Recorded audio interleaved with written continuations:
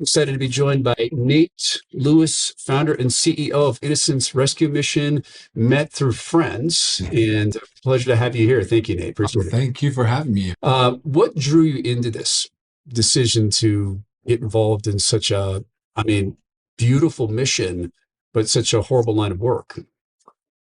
Well, I started this foundation after years of doing this work internationally and seeing the problem internationally and on just a devastating level. And I can share some of that. But I heard from the people here in the United States and working with law enforcement in the United States of what the issue was, why they weren't able to fight this here. It's happening right here in the US. And I decided, well, if the people want to do something about it, but the police need the help, why don't we unify the people and the police? And we become the bridge that provides the grants to local law enforcement to get them the training, the equipment they can do to fight this right here inside the United States. So that's kind of But those are the mechanics. What about, tell me about your heart, something in your heart. I mean, God called you to this or something in the beating heart of who you are. It wasn't just the mechanics. It wasn't just the need for infrastructure support and partnership. Something in yeah. you called you to this. I would say that at first it wasn't really a calling that I was aware of. God designed this without a doubt, without me even knowing what I was getting myself into. From an early childhood experience that I experienced that I had let go of for 30 years, to another kidnapping experience that I personally went through. I didn't even think about that until 20 years later when I'm here working in the space and going, oh, that's why I went through that back then. Yeah. And identifying that, oh, now I know why I'm here, where I'm at, and how I got here, even though I don't even know why I'm here. I'm here, and it makes sense to me. So there's a compassion, a relatability, and an understanding to what it's like to have your freedom taken from you, and your life basically waved in front of you, and you have no control over that, Interesting. and to be abused by somebody that will affect you for probably the rest of your life. So you then internationally saw things, you smelled things, you heard things, you felt things that very few human beings could come away unaffected from. So take us into that international experience. Uh, Man, I was 6 months in and it changed my life. I'll say that, I'll preface it by saying that instance that I just shared, I never wanted to murder those people. Yeah. You know, when they asked me, like, what's the sentencing? I wanted like a 20-foot fence for 24 hours. Yeah. But I never wanted to actually take anyone's life. But I ran into a situation in Northern Africa with these children that were being sacrificed, child sacrificed by these witch doctors. And we were going after these witch doctors. And I spent all this time with these different girls that were rescued and these survivors that had just this incredible heart and they were so full of joy. I mean, I quoted them this morning. Yesterday's trials is today's testimony. This one girl shared with me. I was going through all this stuff and having all these experiences really for the first time. I'd never really been in this space. And then I went to this home and I met this boy. They had cut off his genitals in his hand and split him open and left him for dead. And they found him and we were going to meet with that boy to get have doctors meet with them and that type of thing. But there was a home dedicated to children who've been sacrificed. We went up onto this mountain that had been converted now with a cross on it that was a sacred mountain that they went and sacrificed these children at. It's horrific. So I don't even know if I can go do this. As I walk into this home, I mean, I even tell the gal that I'm with who's over all the aftercare, I said, I don't know if I can do this. You know, like, I don't know. Like, but I go in and these kids, laughter starts echoing off these cement walls and their joy. And I, at the time, had a 1 month old and a 2 year old. And they were just reminded me so much of, even though they didn't speak our language, they reminded me so much of my kids. It was just this amazing experience and this joy and this childlike thing that was going on, even though they'd been through horrific stuff. There's a girl there whose blood had been drained for years and they did all this other stuff to her. She's paralyzed, but her name's Hope. And she just lays there and smiles. And like, I'm going through all these experiences, right? And I'm just like pretty traumatized by it. And I go back to my hotel room that night and I'm flooded with like 30 different emotions. Like you shouldn't be having at the same time, like anger, hate, guilt, all this stuff. Right. And, I was so sad and mad, and I hate bullies, and I felt like this was the most extreme form of bullying I'd ever seen in my life. And something happened to me psychologically, mentally, I'd never gone to before, but I was ready to hunt these witch doctors down and like remove them from the planet, which was not even in my dictionary at that time in my life. And I was concerned, and I told my wife, I don't know what's going on. And eventually that put me into some therapy because Yeah. I'd never went into that realm, of removing evil. I get it. I understand it, but I didn't personally go there. And after that, and then that was the beginning. That was 6 months in. And years after, throughout the entire world of different experience and different things and the things that they're doing to kids out there, forcing them to beg, removing their hands, child being raped online, all these things they're forced kids to do. I mean, it's almost a crime to ignore it. You and I were chatting before began the show, and we were talking, Nate, about the economics of this, the cold economics of this, that you can use drugs once, they have to go back and reproduce it. You can capture a human being, use time and again. I want to go through the economics, but I also want to make it very, very clear to people. We're becoming, if I'm not mistaken, the United States is becoming a, quote, good place to traffic kids, given what's going on in our cities, the decision not to enforce laws. To, like in Seattle, there are areas, any cop will tell you, go roll with a cop. That's a cartel area. This is the Chinese cartel. This is the Ecuadorian cartels, Sure. Right? The Hondurans kind of run the drug trade on Capitol Hill. They'll all tell you this. So let's start with the economics and then the fact of sex trafficking in America. Yeah, well, it's the fastest growing criminal enterprise in the world due to the fact that it's extremely profitable. You're looking at, as a business, investment, sell, invest again, sell, invest again. Where in trafficking, you invest, maybe if you do invest to a human being, then So you just stealing a human being. yeah, Right, yeah, right. opposed to like kidnapping, Right, yeah. or falsely grooming them into a lifestyle that they are now involved in and getting them addicted to drugs. There's a whole gamut of things, but essentially, you're not really investing every month or week or day or whatever it is, and it's just 100% return on profit. An average trafficker makes about $250,000 a year off of one trafficking. So one human being, one soul, $250,000 a year in profit. Yeah, that's what they're making off of them. So that's clear of the minimal costs that they keep to if they have them in captivity to feed them. And I assume it's more profitable not have them in captivity, have their mom and dad feed them. You just traffic them on the side. Yeah, I mean they tour around. It's like being on a concert tour. They just tour the U.S. on the circuit, and they go from town to town. There's all these sites. This is when we get into what we do. Yeah, It's really cool. Like there's a lot of sites that people don't know about. There's the dark web, which people are aware of, and then there's the light web, which we are all on. Most people on social media and apps and stuff like that. But in the dark web, there are many apps out there. There's many places that are just to sell sex, and they claim that you have to be 19. You click a box. Wow, there's proof. Yeah, whoa. Yeah, no 7-year-old can click a box. And so there's these sites, that we are actively on and we engage in through different forms. And it's happening, man. They're selling it right here where we live. North Idaho, high mountains of free America. Yeah. We did our first undercover operation online. And we do what we call like an ad. So you post like, hey, I'm advertising my product on the site, right? Within 5 days, we had 250 people interested in this area. Mostly we're coming from across the state line. They wanted to come across straight line. The second days, 250 people. Well, listen to this. So the second time we did it, within 10 minutes, we had 4 buyers. And you're talking about 14 years old. So you're advertising the selling of a 14-year-old's body for men to carry out their lustly, fleshly, sinful desires. And that quick, there's men that actively searching for this. Oh, very quick. Very quick. You're talking within 24 hours, 60 people.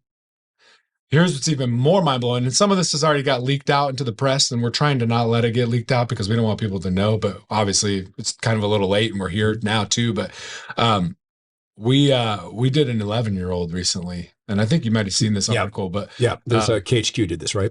Yeah, and so so when you did an 11-year-old, you advertised an 11-year-old person for sale. Yeah, that's what I mean. Yeah. We advertised and so I was kind of debating with my team, like, is that too young, this and that? And we're like, whatever. They're going to come back anyways next week to the 14-year-old, and we did, and it blew my mind. And let me just tell you this. I think this is important for the audience to know too. I've been doing this for years, mostly international, and I've seen some insane stuff, the acid stuff. As one of my friends that I'm now friends with, I've seen a lot of insane things. I knew it was happening in the United States, but I can't tell you how often I'm shocked here in the United States. My hometown of less than 50,000 people, we did the same ad. Within 24 hours, we had 55 different buyers of a 14-year-old. These are the type of things that are shocking to me. 11-year-old, where people are reaching out and showing up and getting arrested. But to me, even my mind couldn't really comprehend, like, really? This is happening this prevalent right here in our town. In our town, it's happening. And you know what also is blowing my mind? And you can see these every week. Yesterday, there was another one that came out. These guys who are successful bankers, doctors, real estate agents, whatever, they're getting caught. They're not the kids in the park with the backpack selling meth. You know, these are successful people. You know how much it costs for 30 minutes with an 11-year-old? Praise God, I have no idea. Yeah, $250. 250 Yeah. half an hour. Mm-hmm. Do you know what it costs overnight? $1,000. Overnight. Yeah, and we had a guy who wanted two 11-year-olds overnight for $2,000. He's a single guy, not married, no kids, with the pool at his house. He's going to have fun. He's going to get him drunk, and he even says, don't worry, you won't remember what's going to happen. $2,000. So do you think that this is like some poor person's addiction? No. Like sin knows no bounds, right? Mm-hmm. On the righteous side of thing, God rains down the common blessings on the evil and the good, so-called good. No, none of them are good. But no, I don't. And here's what's so remarkable to me as I hear you tell this story. There are people who would tell you, oh, there's no big rings of sex traffickers.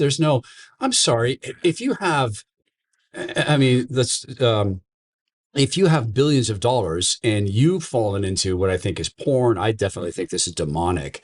And porn is giving you this insane sexual appetite that now there's no bottom, nothing's extreme enough. And you've got $1 billion. Why would you not create a ring? And why would you not, get your own kids? You're a business person. Why are you continuing to rent kids when you can own kids? So no, I don't think it's a poor person's thing. I didn't know about the economics. And in a small town, you would, I would think that you would think, gosh, this is a small town. If I'm going to go do this, maybe I should arrange a business trip or a hunting trip or something. Oh, that happens too. Yeah. Right. Okay. I think what's important to know about the small towns is that there's no risk. What do you mean? There's no risk in a small town. So an average large town like Seattle, Los Angeles, Chicago, Dallas, something like that, they might have a task force with at least one or two or maybe five people maybe dedicated to these child crimes. Yeah. In small towns, they have 7 drug task force officers, but 0 child crimes officers. So where are you going to spend your time as a criminal? Selling drugs? When it's more lucrative to have another form of business, and there's no risk. So that's the other thing. Well, we don't really want the press to know about it because we don't want them to know that there's risk because they're sloppy when they don't think there's risk. Yeah. So what we're trying to do is how do we create risk? And I've seen this. We know when we used to go into tourist island towns and we'd dismantle them and it would leak out across the entire island. 21 guys arrested, 42 girls rescued, blah, blah, blah, whatever it was.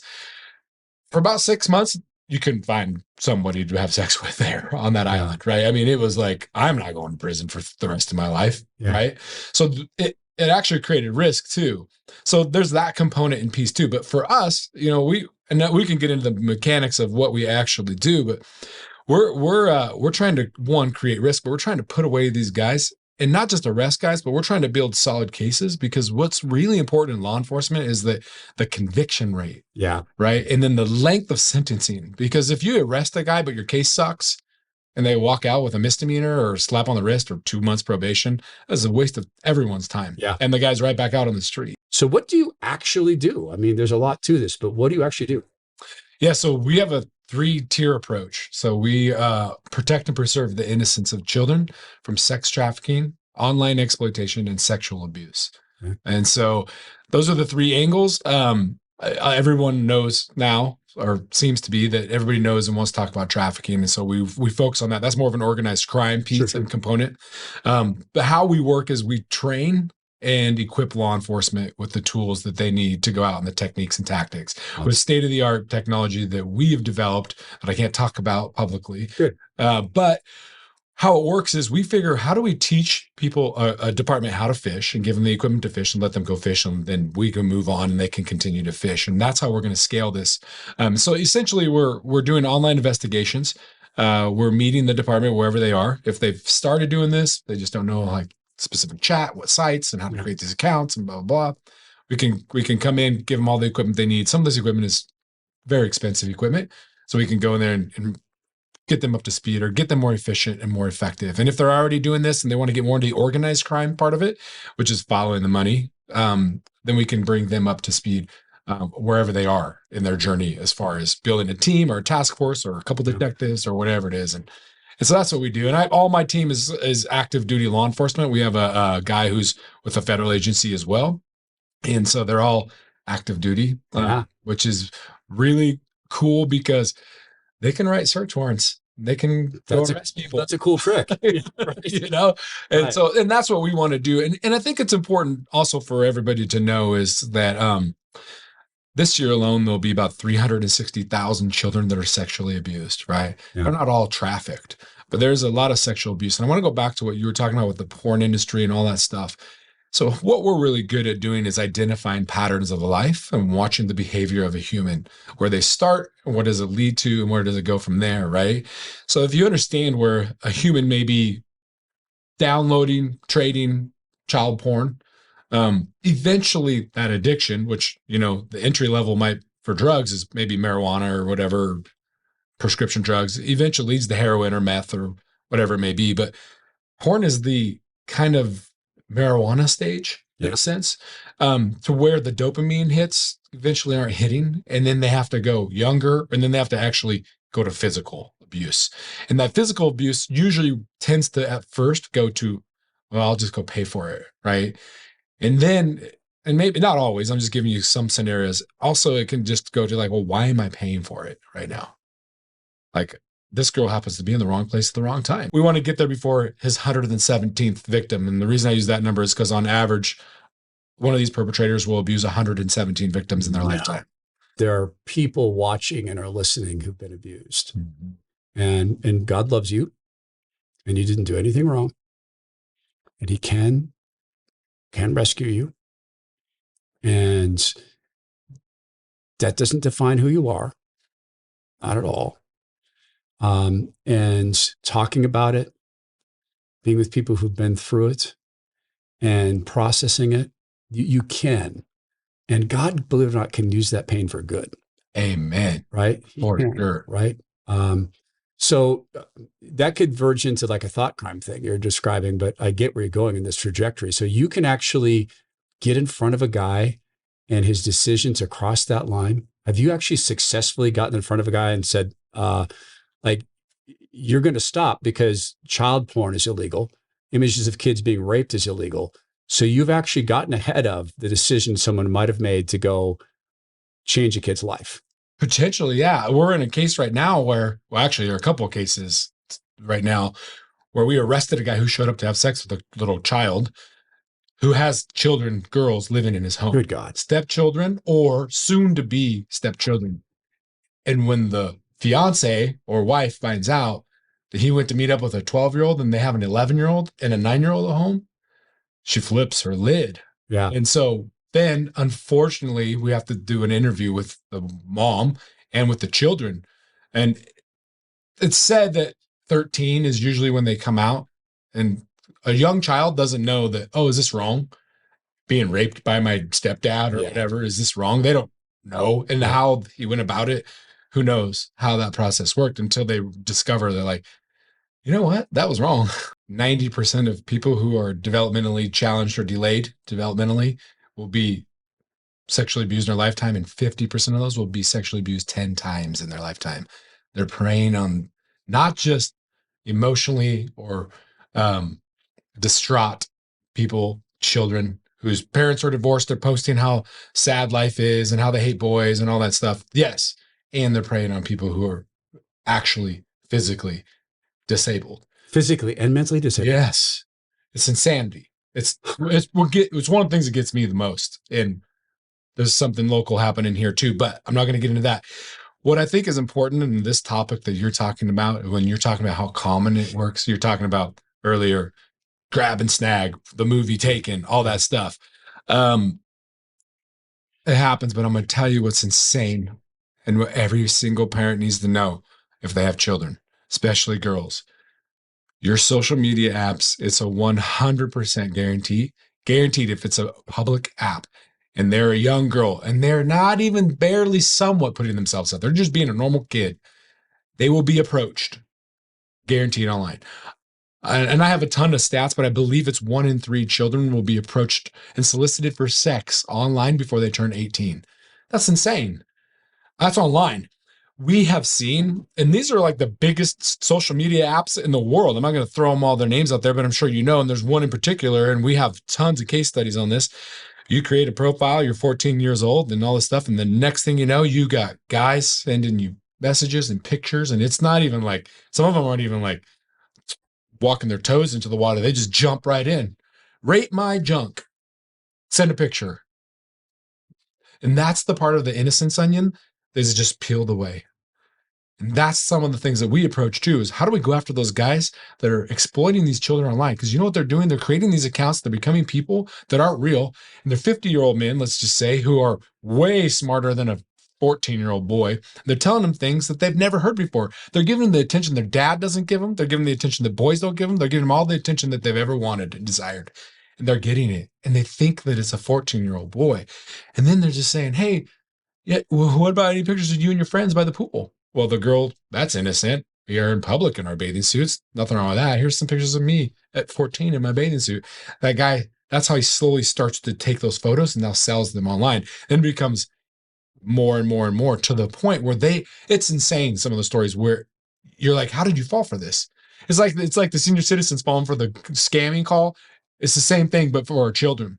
And it's what's incredible. I think parents need to know is that we are a different generation. We didn't grow up with this. So we don't know how to teach our kids not to do certain things. They're teaching us about social media technology, and it's changing all the time. We also don't understand, like, it was very easy when I was a kid, like, hey, there's a weird dude at the playground, doesn't look like he belongs here. Don't talk to him, stay away from him, blah, blah. These strangers are in your house behind your child's closed door to their bedroom, coming through their phone. That's scary to me. And they're everywhere. Yeah. They're everywhere. Coming from our standpoint, we're trying to protect and preserve innocence. Yeah. So innocence is the most important piece. So that's the angle we come from it at. And there's several angles. You got to have a real relationship with your children, right? And then you got to have an honest one. This is the most difficult conversation to have with your child, is phones, social media, that type of thing. As men, whether you're married or divorced, it doesn't matter. As the father, you need to be present in your daughter's life, and you need to give them the attention that they need and desire. Because if you don't, they're going to seek it out somewhere else. So that's an important component of all this. I think having private accounts is very important. When we talk about innocence, and I use the onion layer, there's very few things you can do to protect your child if their account's open, because guys can send them anything. And when you talk about a guy just sending an explicit picture off the bat, the first message, a layer of innocence was just removed from your child. And so I would say having real conversations. I think the kids need to get educated. That's another thing that we're doing. We're working with school resource officers, developing a program, because the school resource officers are already in the schools. Everybody wants to educate the parents, which is very important, to educate the parents. But how does the parent then educate the child on a very difficult topic? So how do the children are the targets, right? So we have to go and educate the children first. Yeah. And that's really what it's going to come down to, is protecting them.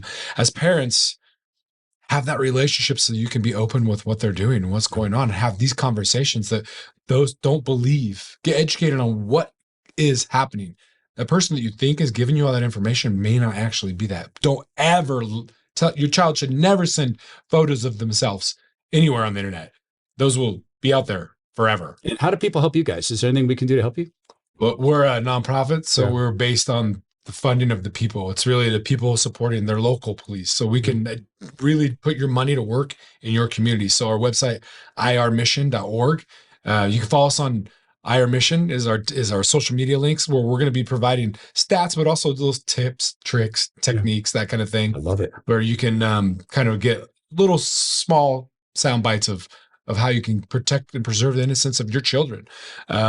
We do events around the country where we try to raise money for the local law enforcement because it's important for us to keep that money local, not just in the United States, which 100% of what we do is in the United States. But my idea behind all this is, how do we in North Idaho fund the North Idaho police departments to protect the North Idaho children and my children? And a lot of people want to do that. Yeah. And so you can send an email, info@irmission.org, and we can arrange a fundraiser for you, for your community, send out QR codes. We can do a lot of stuff for you to help protect the children in your community as well. So well organized. Well, God, characteristic, he knew what he was doing. Equipping the called. So appreciate you, brother. Thank you for coming. God bless your mission. We'll have you back. All right. Lord, thank you for wise wisdom of new friends and for the ability to defend innocence. After all, you did say in one of your harshest statements, Lord Jesus said, those who come between me and the little ones will wish someone had tied a millstone around their neck and tossed them into the ocean. So when God says a thing, it's already happened. And if you are tempted to harm a child, if this show didn't stop it, how about eternity in hell?